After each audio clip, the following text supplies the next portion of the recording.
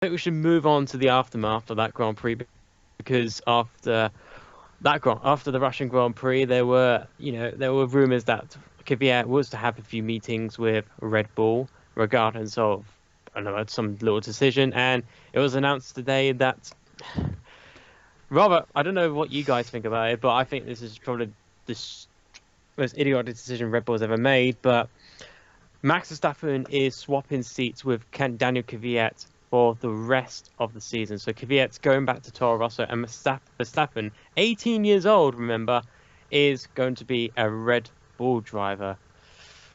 Thoughts on that, guys? I think this is where me and Josh split our opinions so much on this topic. Jake, take it away. Right. My theory is it's a really, really poor decision from Red Bull. Like, they're saying, the whole thing about Kvyat is, one, he's their only podium scorer this year. But, like, Ricciardo's not been great this year by his standards so far. Kvyat's been mighty impressive this year, aside from the minor collisions with a certain German. And to drop him after one bad race is just absurd. I mean, it's not the first...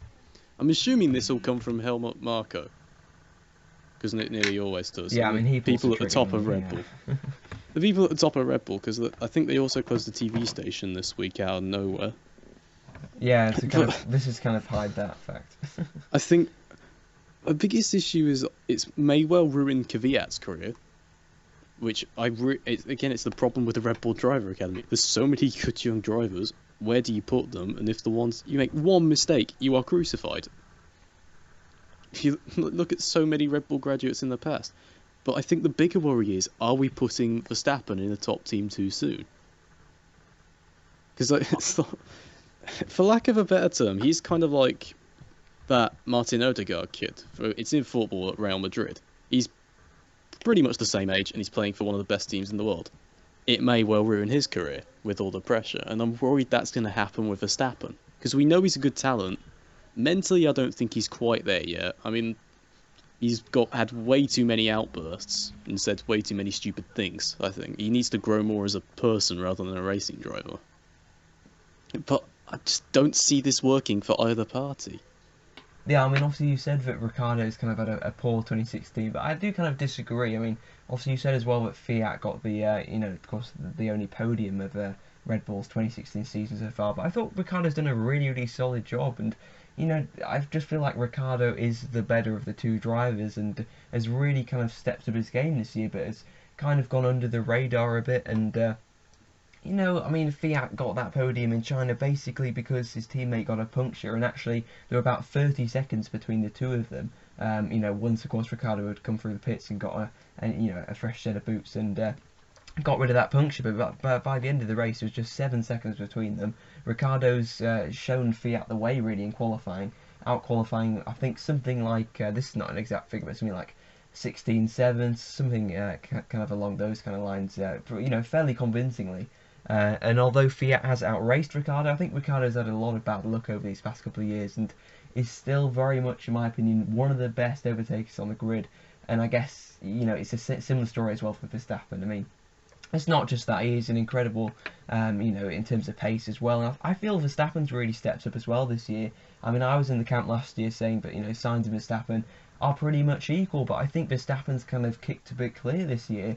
I mean, he was running very, very highly in Russia, of course, before that problem, and he's got some really, really strong finishes so far this season, 10th, 6th and 8th for him, while Sainz has got, a pair of 9th place finishes to show for, his efforts so far this year, and Verstappen's really kind of, I think, leaped ahead of Sainz this year, and I think in terms of, is this too much of a risk putting Verstappen in? Well, I think you could say the same about putting him at Toro Rosso at the beginning of the 2015 season. People said he wouldn't be able to cope, he wouldn't be mentally strong enough.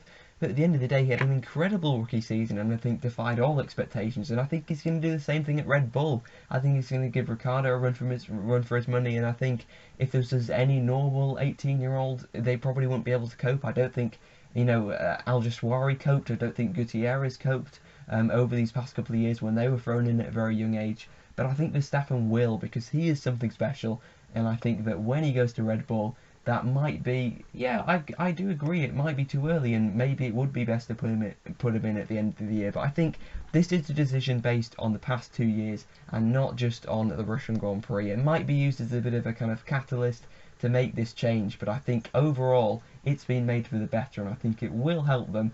Although I will say it does kind of alienate Carlos Sainz and of course Danny Kvyat as well. It just kind of hurt their kind of personal confidence, and it may depend where Ricciardo goes in 2017. Is he staying with Red Bull? I tend to think so.